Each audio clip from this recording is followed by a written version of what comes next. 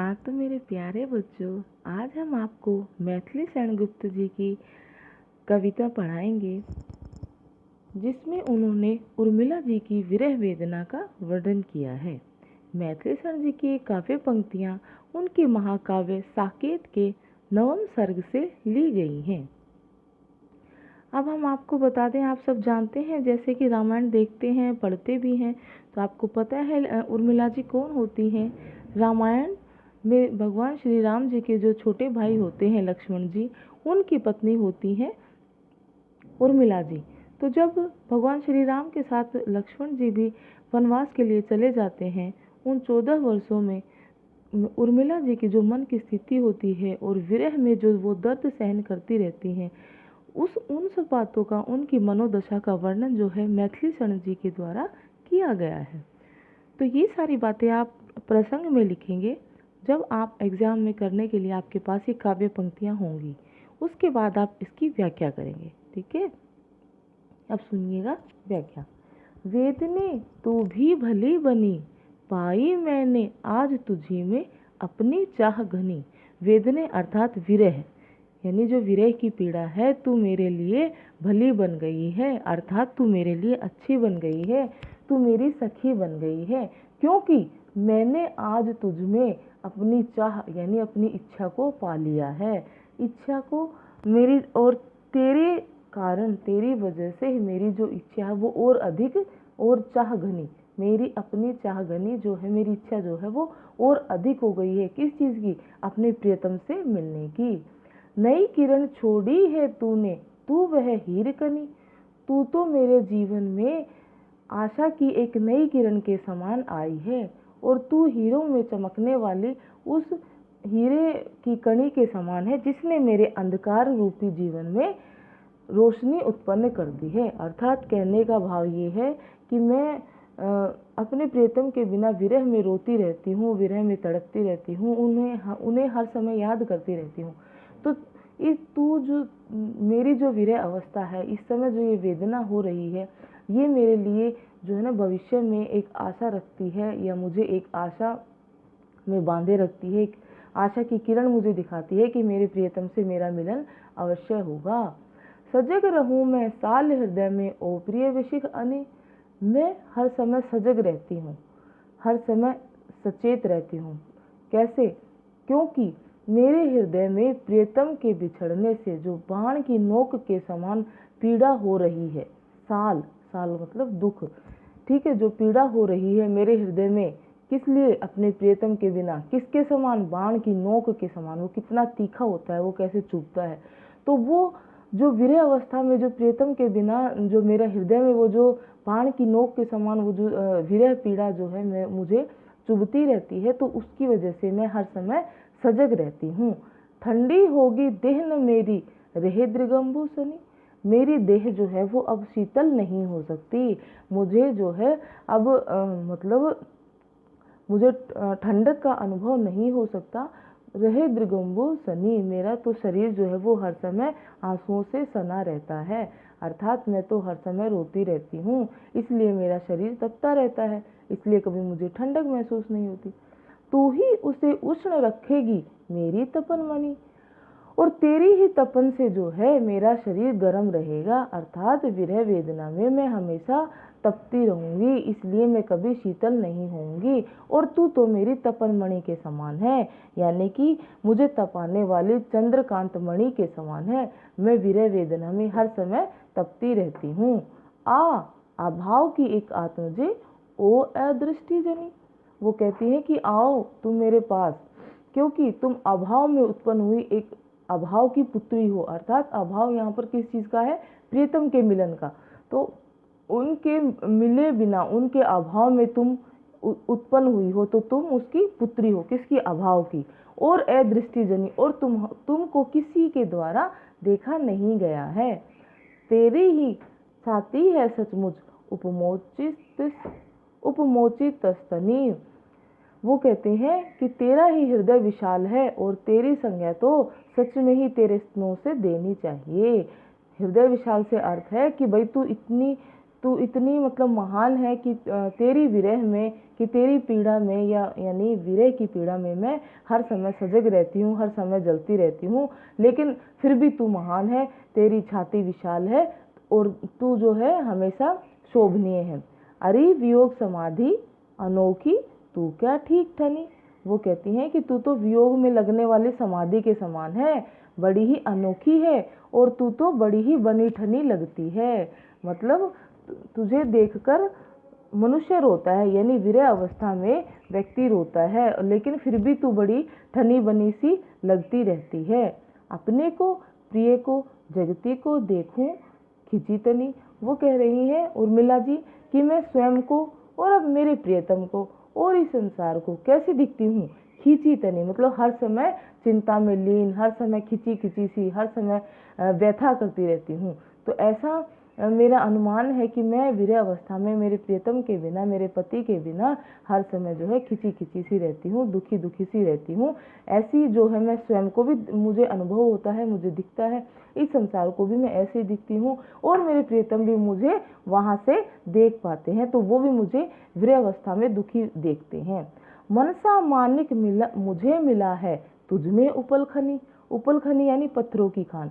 विरह पीड़ा को, विरह अवस्था को उर्मिला जी ने पत्थरों की खान कहा, मन का सा माणिक मिलने के समान बताया है। उन्होंने कहा है कि जिस तरह से पत्थरों की खान में कोई मोती मिल जाता है, उसी तरह से तुम ऐसी स्थिति में मेरे लिए मन के से मोती पाने के समान हो, क्योंकि मन नहीं होगा तो भावनाएं नहीं होंगी और मेरे प्रियतम के बिना मेरा हृदय जो है भावनाओं से हीन हो गया था। तो इसलिए तुम पत्थरों की खान में मिलने वाली उस मोती के समान हो, जिस प्रकार इस विरह अवस्था में मेरी सब भावनाएं शून्य हो गई थी, लेकिन मुझे मन का सा मोती मिला है जिससे मैं अपनी विरह अवस्था के बारे में बता सकती हूँ। तुझे तभी छोड़ूं जब सजनी पाऊं प्राण धनी। हे सजनी, हे सखी, मैं तुझको तभी छोड़ूंगी जब मैं मेरे प्रियतम रूपी मेरे प्राण आधार को पालूंगी, जो मेरा धन है, जो मेरा खजाना है, जिनके आधार पर मैं जीवित हूँ। तो जब तक मैं उनको नहीं देख लूंगी, उनको नहीं पालूंगी, तब तक मैं तुझे नहीं छोड़ूंगी। अर्थात हे विरह वेदना, हे विरह अवस्था में उत्पन्न होने वाली पीड़ा, तू मेरे साथ ही रहेगी, मैं तुझे नहीं छोड़ूंगी।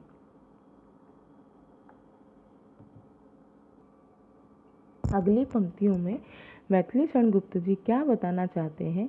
विरह संग अभिसार भी भार जहाँ आभार भी। यहाँ पर उर्मिला जी विरह वेदना से बातें कर रही हैं, अपने मन की बात, अपने मन की यादों को साझा कर रही हैं और वो कह रही हैं कि विरह के संग अभिसार भी। अरे विरह वेदना, तू मेरी सखी बन गई है, इसलिए मैं तुझे बताती हूँ कि विरह के संग अभिसार भी है, यानी इस विरह अवस्था में आनंद की प्राप्ति भी होती है। आनंद की प्राप्ति कैसे होती है? अभिसार यानी कि खुशी कैसे मिलती है या आनंद कैसे मिलता है कि विरह अवस्था में भी मैं अपने प्रियतम के साथ रहती हूँ, मतलब हर समय उनकी बातें याद करती रहती हूँ, वो मेरी स्मृति में हर समय समाये रहते हैं। भार जहाँ आभार भी, ऐसा लगता है कि यह दुख भी कई बार सुख का आभास कराता है, क्योंकि अगर प्रियतम पास होते तो मैं उनकी पिछली पुरानी बातों को याद नहीं करती और ना ही उनको ध्यान में धरती और हर समय अभी वर्तमान की स्थिति में ही रहती। किंतु ये जो भार है, ये जो दुख है, जो मेरे जीवन में विरह रूपी जो पीड़ा आई है, ये मेरे लिए आभार भी है, इसलिए मैं तेरा आभार भी व्यक्त करती हूँ। हे विरह अवस्था में उत्पन्न होने वाली वेदना, हे पीड़ा, मैं तेरा आभार भी व्यक्त करती हूँ, क्योंकि इस विरह अवस्था में मुझे सुख की भी प्राप्ति हो रही है। मैं पिंजरे में पड़ी हूँ किंतु खुला है द्वार भी। अब मैं घर रूपी पिंजरे में पड़ी हूँ। जिस राजमहल में वो रहती हैं, उन्होंने उसके बारे में बताया है। हालांकि यहाँ के द्वार सब खुले हुए, सारे दरवाजे खुले हैं, लेकिन मेरे लिए एक पिंजरे के समान है, क्योंकि मैं इसे छोड़कर कहीं नहीं जा सकती। काल कठिन क्यों ना हो किंतु है मेरे लिए उदार भी। अब वो कहती हैं कि हालांकि मेरे लिए जो काल है, ये जो समय है, ये जो परिस्थितियां हैं अत्यधिक कठिन हो गई हैं, क्योंकि मैं प्रीतम के बिना रह नहीं पा रही हूँ, लेकिन मेरे लिए उधार भी। लेकिन कहीं कहीं मुझे ऐसा लगता है कि ये समय की परिस्थितियां हैं, मेरे लिए कहीं कहीं उदार भी बन गई हैं, भली भी बन गई हैं। जहाँ विरह ने मार दिया है किया वहाँ उपकार भी। उर्मिला जी फिर कहती हैं कि वीर्यावस्था के कारण मेरे प्राण निकले जा रहे हैं। ऐसा लग रहा है कि विरह ने मुझे मार दिया है, लेकिन फिर भी कहीं ना कहीं उसने मुझ पर उपकार भी किया है। उपकार से अर्थ यही है कि मुझे अपने प्रियतम की याद आती रहती है, मैं उनकी स्मृति में खोई रहती हूँ, उनकी बातों को याद करती रहती हूँ। तो ये इस वीर्यावस्था का उपकार भी है। सुध बुध हर ली किंतु दया है, काल ज्ञान विचार भी। हालांकि इस वीर्यावस्था ने मेरी चेतन अवस्था को हर लिया है, मेरी सुध बुध खो गई है, क्योंकि मैं हर समय प्रियतम के ही बारे में सोचती रहती हूँ। लेकिन दया है, फिर भी कह रही हैं कि फिर भी कुछ प्रतिशत अगर देखा जाए तो इस विरह अवस्था में भी मेरे ऊपर इस विरह वेदना ने थोड़ी सी दया की है, क्योंकि मुझे काल ज्ञान का विचार है, क्योंकि मुझे कम से कम समय का ज्ञान तो है कि मुझे अच्छा और बुरा क्या करना है, कैसे करना है, कब करना है, बस इतना तो मुझे ज्ञान है। जना दिया है उसने मुझको, जनजीवन है भार भी। इस विरह अवस्था में रहने के कारण इन परिस्थितियों में मुझे एक नया ज्ञान प्राप्त हुआ है। उसने मुझे बता दिया है, किसने? उस वीर्य अवस्था में जो वेदना उत्पन्न हुई है, जो पीड़ा उत्पन्न हुई है मेरे हृदय में, उसने मुझे बताया है कि ये जीवन एक भार के समान भी है। जिस प्रकार मनुष्य को जीवन मिलता है और उसे जीना ही पड़ता है हर परिस्थिति में, सुख हो चाहे दुख हो, चाहे आनंद हो, चाहे कितनी भी वीर्यावस्था हो, कितनी भी वेदना हो, कितने भी पीड़ा हो, तो ये जीवन एक भार के समान भी है, क्योंकि हमें इसे हर परिस्थिति में जीना पड़ता है। आगे आता है आपका, अब आगे की पंक्तियों में क्या कह रहे हैं? जना दिया है उसने मुझे, जनजीवन है भार भी, और मरण वह बन जाता है कभी ही का हार भी। तो उर्मिला जी कह रही हैं कि मृत्यु, ऐसा लगता है कि जैसे वीरावस्था में मैं मृत्यु को ही प्राप्त हो जाऊंगी, लेकिन कभी कभी वो विरह वेदना इतनी बढ़ जाती है कि वो ऐसा लगता है कि वो मृत्यु नहीं अपितु मेरे हृदय का हार है। अर्थात मुझे उस अवस्था में रहकर भी बड़ा ही सुकून मतलब मुझे मिलता है। जाना मैंने इस उर में थी ज्वाला भी जलदार भी। फिर मुझे अनुभव हुआ कि मेरे हृदय में एक ज्वाला थी, एक तपन थी, प्रिय से मिलने की एक आग थी, लेकिन उसके साथ साथ एक जलधारा भी बह रही थी। यानी मेरे हृदय में प्रेम भी था, दया भी थी, और ये प्रेम और दया रूपी जल की धारा जो है मेरे हृदय में बह रही थी, जिसके कारण मैं मेरे प्रियतम के बिना 14 वर्ष बिता रही हूँ। और मैंने बिताने का ऐसा इस तरह से इस अवस्था में रहने का एक निर्णय भी किया है। तो इसलिए ये सारी बातें मुझे अपने हृदय से अनुभव हुई। प्रिय ही नहीं, यहाँ मैं भी थी और एक संसार भी। उर्मिला जी कह रही हैं कि यहाँ पर केवल मेरे प्रियतम ही नहीं, मैं भी थी, मतलब मैं भी उनकी यादों में मैं और वो हमेशा रहते थे, और मुझे यही बात याद आती रहती है। और एक संसार भी, और हमारे साथ एक संसार भी रहता था। संसार का अर्थ यहाँ पर विरह वेदना का एक अलग ही संसार चलता रहता है, और मेरी आत्मानुभूति में मैं उनका मतलब अस्तित्व रखती हूँ, मतलब प्रियतम को हर समय याद करती रहती हूँ। तो इसलिए मेरी यादों में प्रियतम ही नहीं, मैं भी होती हूँ, और हमारा एक अलग ही विरह का संसार होता है।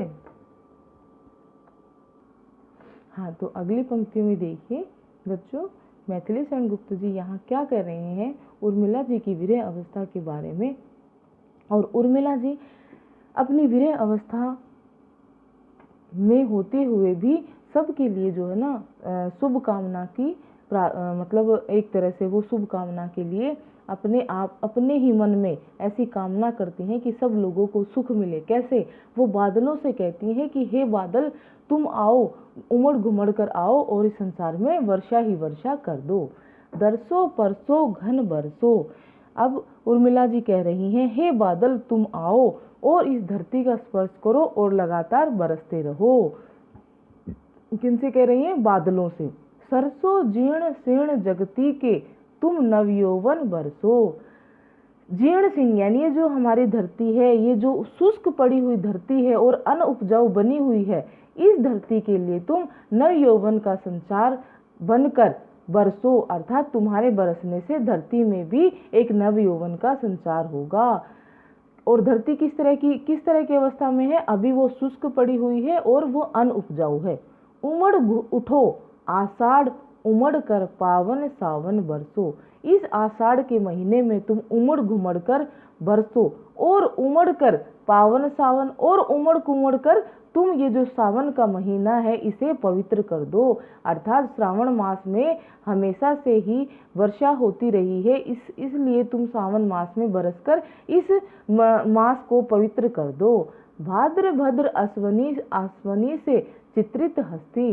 भद्र यानी ये जो भाद्र का जो भादो मास है इसको तो तुम उपजाऊ बना दो, और अश्विन का जो महीना है इस समय तुम बरसकर जो रंग बिरंगी खेती से लहरा जाओ। मतलब अश्वनी से चित्रित हस्ती, अश्विन के महीने में बरसकर तुम सारी धरती को हरा भरा कर दो, हरे हरे रंग भर दो, और भादो मास में तुम उपजाऊ बन जाओ। स्वाति घन बरसो, हे स्वाति नक्षत्र में बरसने वाले बारिश की बूंदे तुम बरसो। स्वाति नक्षत्र की इसलिए विशेष बात की गई है क्योंकि इस नक्षत्र में जो बारिश की बूंदें गिरती हैं उन्हीं बूंदों को ही चातक पक्षी ग्रहण करता है। यानी चातक और चातकी पक्षियों, एक पक्षी का जोड़ा है जो पति और पत्नी होते हैं, चातक और चातकी, और वो सिर्फ स्वाति नक्षत्र में बरसने वाली बारिश की बूंदें ही जो है जल के रूप में ग्रहण करते हैं और अपनी प्यास बुझाते हैं, अन्यथा वो प्यासे ही रहते हैं। सृष्टि दृष्टि के अंजन रंजन ताप विभंजन बरसो। इस सृष्टि को अपनी दृष्टि के अंजन रंजन में भरकर, यानी सृष्टि रूपी दृष्टि को स्वच्छ और निर्मल बनाए रखने के लिए तुम तो उस सुंदर अंजन रंजन के समान हो, और धरती के ताप को मिटाने वाले हो, ताप विभंजन हो, ताप का नाश करने वाले हो, जो धरती के अंदर जो शुष्कता है, जो गर्मी है उसको मिटाने वाले हो। व्यग्र उदग्र जगत जननी के आई अग्रस्तन वर्षो। अरे तुम तो इस जगत जननी यानी जो संसार की माता है, उस माता के हृदय में तुम उदग्र व्यग्र क्या उत्कंठा उत्पन्न करने वाले हो। इसलिए क्या करो, आई अग्रस्तन वर्षो। अरे धरती रूपी नायिका के प्योधर तुम बरसो। धरती रूपी नायिका के तुम जल की धाराओं को लेकर अपने अंदर तुम इस धरती पर बरसो। गत सुकाल के प्रत्यावर्तन हे शिखी नर्तन बरसो। गत सुकाल के यानी पिछला जो समय है उस शुष्क समय को सुकाल बनाकर, अच्छा बनाकर, क्योंकि बारिश होने से जो हमारी जो धरती शुष्क है वो लहरा जाएगी, हरे भरे खेतों से भर जाएगी, तो समय क्या है, अच्छा हो जाएगा। तो पुराने समय को सुकाल बना दो, अच्छा बना दो। हे के प्रत्यावर्तन क्या, क्योंकि तुम जो है सबको सजगता की प्रेरणा देने वाले हो, तुम निरंतर बरसते रहो। और शिखी नर्तन, शिखी का अर्थ होता है यहाँ मोर से, और तुम मोर को नचाने वाले बादल हो, क्योंकि जब बारिश होती है तो मोर जो है अत्यंत खुशी से नाच उठते हैं। इसलिए तुम सुकाल को, अच्छे समय को वापस ले आओ और आनंद से उत्पन्न होने वाले अकाल का निवारण कर दो। इसलिए हे मेघा तुम हर समय बरसते रहो। प्रत्यावर्तन का अर्थ यही है कि जो पुराना समय है उसको वापस लाना, यानी हमारा जो सुकाल है या हमारा जो अच्छा समय है उसको वापस ले आओ। फिर आगे कहते हैं कि जड़ चेतन में बिजली भर दो, ओ उद्बोधन बरसो। जड़ और चेतन में यानी जितने भी प्रकार के यहाँ पर वस्तुएं हैं, जीव जंतु हैं, प्राणी हैं, उन सब जड़ और चेतन में सब में तुम बिजली भर दो, अर्थात शक्ति उत्पन्न कर दो। ओ उद्बोधन बरसो, और तुम सभी प्राणियों के और सारे संसार का हित चाहने वाले हो, इसलिए मैं तुम्हारा उद्बोधन करती हूँ कि तुम हर समय बरसते रहो। चिन्मय बने हमारे मृण में पुलक अंकुर बन बरसो। चिन्मय यानी कि पवित्र बने, क्या हमारे जो मृत पड़े हुए जो अंकुर हैं जो धरती में, उनको पुलकित करो। तुम उन अंकुरों को वो फूट कर धरती से बाहर आए और पूरी पृथ्वी हरी भरी हो जाए और पवित्र बन जाए, इसलिए तुम फिर से बरसो। मंत्र पढ़ो छींटे दो, जागे सोए जीवन बरसो। तुम अव्यक्त रूप से मंत्र पढ़ो, जो तुम्हारी बिजलियों की गड़गड़ाहट होती है, इस प्रकार से तुम आवाज करते हुए मंत्रों को पढ़ो और छींटे दो और बारिश की वर्षा कर दो। और जो लोग सोए हुए हैं, जो आलस में पड़े हुए हैं, उन सब के अंदर चेतना की स्फूर्ति भर दो। घट पूरो त्रिभुवन मानस रस कन कन छन छन बरसो। इस पूरे त्रिभुवन में, इस पूरे संसार रूपी घट में तुम मानस का रस बनकर बरसो। मानस रस अर्थात अमृत रूपी रस बनकर तुम बरसो, क्योंकि बारिश का जल जो है वो अमृत के समान बताया गया है। इसलिए उर्मिला जी कहती हैं कि मैं तो वीर्यावस्था में पड़ी हूँ, लेकिन तुम आषाढ़ में श्रावण मास का महीना आ गया है, तुम इस समय लगातार बरसते रहो। घट पूरो त्रिभुवन, इस तीनों लोकों को घट के समान बताया गया है। इसमें तुम अमृत रस की वर्षा करते रहो और कन कन करके छन छन करके बरसते रहो। आज भीगते ही घर पहुंचे जन जन के जन बरसो। आज तो तुम इतना बरसो कि प्रत्येक व्यक्ति अपने घर पर भीगता हुआ ही जाए, अर्थात बादलों की इतनी वर्षा हो जिससे पूरे संसार का हित हो जाए और जो लोग बाहर हैं वो अपने प्रियजनों से आकर मिल जाएं। अर्थात बारिश में कोई बाहर नहीं रहता, सब अपने घर, अपने एक निवास स्थान पर, एक आश्रय स्थल पर पहुंचना चाहते हैं। तो तुम इतना बरसो कि आज सभी लोग भीग जाएं और वो भीगते हुए ही अपने घर पर पहुंचे। हाँ तो बच्चों, मैं उम्मीद करती हूँ कि मेरे द्वारा हिंदी साहित्य की जो भी व्याख्या की गई है वो आपको अच्छे से समझ में आ रही होगी। इसलिए आप मेरी वीडियोस को आपके जितने भी सहपाठी हैं, विद्यार्थी मित्र हैं, उनके साथ शेयर करें और इसी तरह की मेरी एजुकेशनल वीडियोस से अपडेट्स होने के लिए मेरे चैनल को सब्सक्राइब करें। Thank you.